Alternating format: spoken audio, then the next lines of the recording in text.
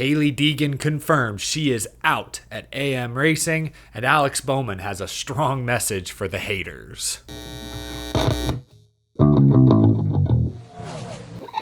How's it going, y'all? My name is Eric. Welcome to Out of the Groove. Happy Monday. We have so much to get to today. This episode is sponsored by Wings and Wheels Foundation. Later in the video, I'll bring on Trey Burke, who's a driver in the Silver Crown Series, as well as Brianna Mulvihill to talk more about the foundation, its mission. But if you'd like to learn more, you can head to teamwwf.com.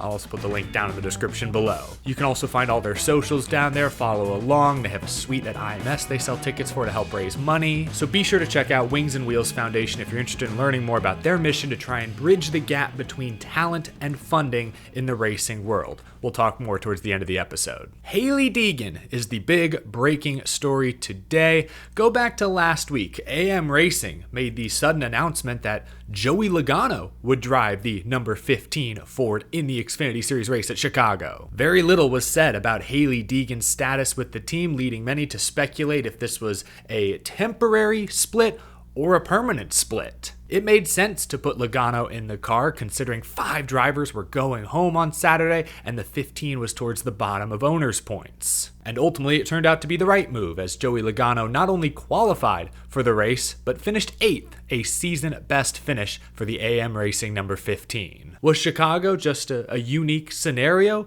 Would Deegan be back behind the wheel for Pocono?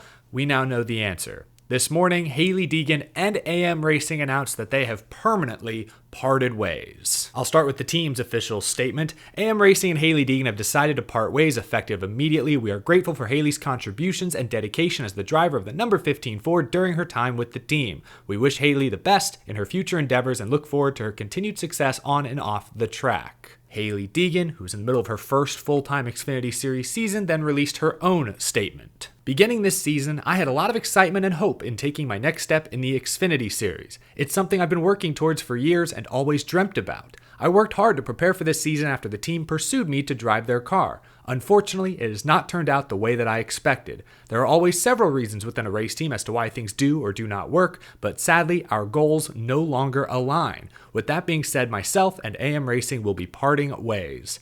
The only thing I'm focused on is getting back to being competitive. That is all that matters to me. I'm working as quick as possible to find the best opportunities to get back to the track. I'm thankful for the following that I have and everyone who supports me. It's truly only me that knows the whole story and what I need to succeed. See you at the track soon. Very interesting. These sort of situations are always complicated. My interpretation of those two statements is that AM Racing went to Deegan and said, hey, I think we need to go in a different direction. Deegan saying that she's working quickly to find her next opportunity tells me she doesn't have something lined up, which tells me it likely wasn't her call to step out of the seat. More than likely, Deegan is the one being let go, which I can't blame AM Racing. Hailie Deegan has not been good this year, objectively. Before Chicago, she was last in points among full-time Xfinity Series drivers, 0 top 5s, 0 top 10s, 0 laps led, 8 straight finishes of 20th or worse. They'd already made a crew chief change this year. I'm not going to put all the blame on her. What she said in her statement is true. There are a number of different reasons different teams have or don't have success. AM Racing is a good team, not a great team. They do get support from Ford Performance, and last year, Brett Moffitt, with the same crew chief Hailie Deegan began this year with, had 9 top 10 finishes and a nearly 10 position better average finish. So it's not all on her, but I think it's safe to say it's a lot on her. I just think we have to face facts. Hailie Deegan has been in quality NASCAR equipment for nearly 4 years now, and she has not shown any notable improvement. She started at DGR, now Tricon Garage, then moved over to Thor Sport, the team that just won the most recent Truck Series championship. 3 years in trucks and she showed no improvement. Her average finish year 1 was 20.9, year 2, 22.1, and then year 3 was 21.0. Basically flat. Her points finishes, 17th, 21st, 19th. She led 2 whole laps in 3 years of Truck Series racing, again, in quality equipment. It's a shame, because during her days in the K&N West Series, she showed a fearlessness that I hoped would translate to the next levels. She wouldn't back down, she won a handful of K&N West races, made some enemies, sure, but also made a lot of fans and built a ton of hype. Ultimately, the underlying problem for Deegan is she just hasn't been a stock car racer for all that long. She started on dirt bikes as a kid, was racing off-road as a teenager. She didn't get into a Legends car, a late model, until she was like 15, 16, 17 years old. Which, I mean, that's a little late compared to many of her peers. But at the same time, as challenging as that is, it's not insurmountable. No one expected Deegan to be a superstar right away. We just wanted to see steady progress. And unfortunately, that progress hit a wall really when she got to ARCA and couldn't win in the ARCA Menard series, and then trucks. We just went over the stats. Was she rushed through the ranks? I don't know. Maybe. She did spend 3 full years in trucks. That's a good amount of seat time. Could she have spent more time in ARCA? Maybe, but I mean, that series has like 6 or 7 truly competitive cars any given week. Maybe she should have done some more late model stuff. I think she made a couple of Cars Tour starts back in the day. I don't know. I'm just shrugging my shoulders. I guess now, looking forward, the bigger question is, have we seen the last of Hailie Deegan in NASCAR? I don't think so. She's still very popular on social media. She has legions of fans. The Deegan family, the Deegan brand is still strong. And I do think Hailie Deegan at her core is a real racer. It's concerning that she hasn't honed her stock car racing skills or developed as quickly as we all expected. But she is, for sure, a driver. I don't know, could we see her next year in a Haas Xfinity Series car? Could she go back to trucks? How close is her relationship with Ford still? Could they integrate her into maybe one of their IMSA or GT3 programs? I don't know. All I'm saying is I don't think we've seen the last of Hailie Deegan. She's only 22 years old, about to turn 23. It's the same thing I said about Harrison Burton last week. These young guys and gals, there's still plenty of time for them to develop and have a successful driving career. Now for Hailie Deegan, will that successful career be in NASCAR? I don't know. It could very well be somewhere else. But this is disappointing news. Again, you go back 3 or 4 or 5 years ago, there was a ton of excitement around Hailie Deegan. Again, the fearlessness she showed in K&N was exciting. She's the only woman racing full-time in one of the top 3 levels of NASCAR. Naturally, that's going to draw more attention. With her family, that background could have been huge. Could have been huge for her, the sport, whatever team, manufacturer she was driving for, but it just hasn't worked out. So I don't blame AM Racing, who was a fringe playoff contender last year with Brett Moffitt, for wanting to go in a different direction. I don't know who'll get that seat. Might be a handful of different drivers to finish off the year, but it's disappointing. Absolutely disappointing to see Hailie Deegan out of a ride. Where do you think Hailie goes from here? Leave a comment down below. Next, I want to talk about Alex Bowman. Big win yesterday on the streets of Chicago. He went on a tear during his post-race press conference, referencing some bourbon he's been saving for such a special occasion. I'll just roll this clip that went viral. But I've got a couple bottles that were bought early in 22 that were like, the next win, we're going to drink these. And they've been sitting on the counter way too long. So, yeah, so to everybody that said I couldn't win and don't deserve to be at Hendrick Motorsports and all that bullshit, cheers to you. I love that. I love it. I love the attitude. I love the snark, the edge, the confidence. That's hilarious.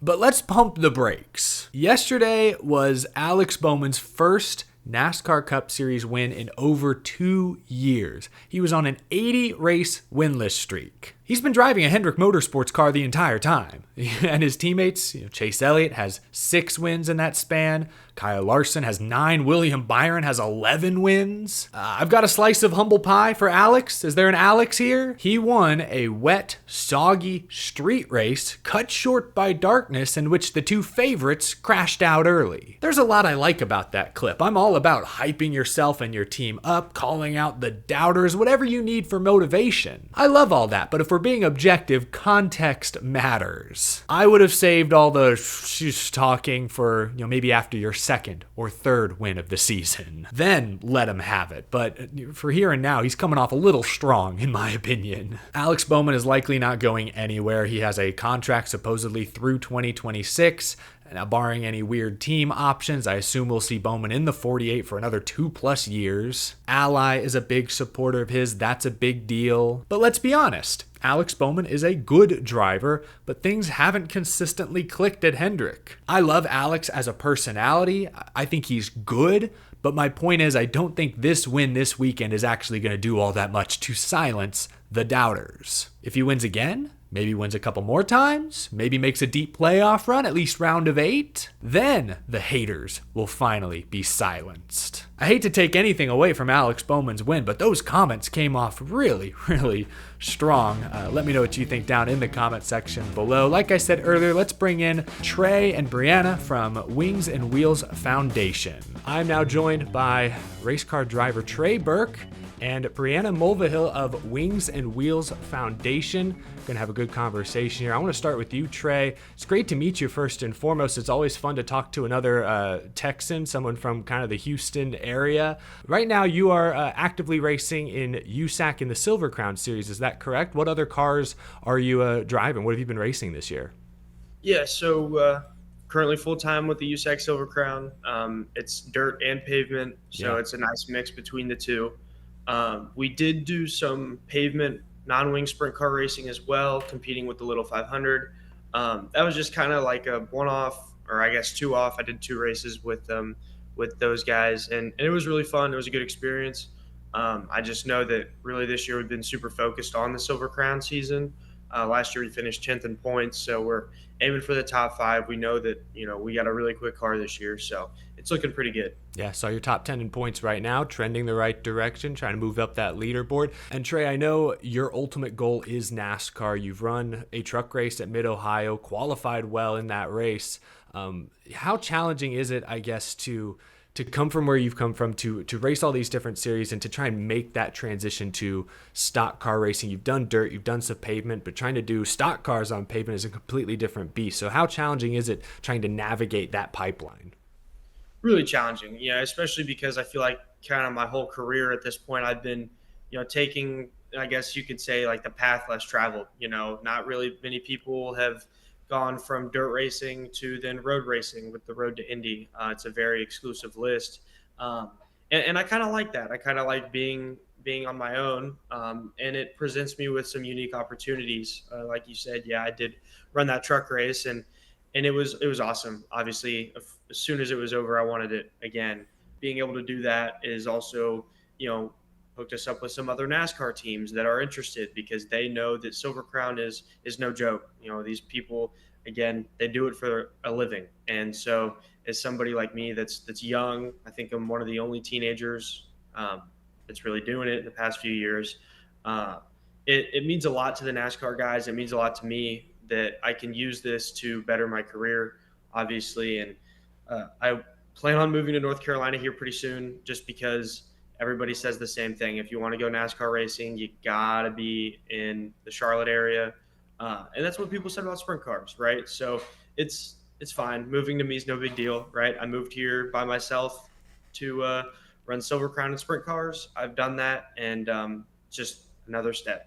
I want to sort of bring in Brianna here a bit, or I'll have a question for you directly in a moment, Brianna, but both of you, of course, are involved with the Wings and Wheels Foundation, and Trey, you know this, being a racer yourself, trying to forge your own path, is opportunities can be very difficult to come by. So working with Wings and Wheels the past couple of years, how have they been able to help sort of launch your career? It's huge.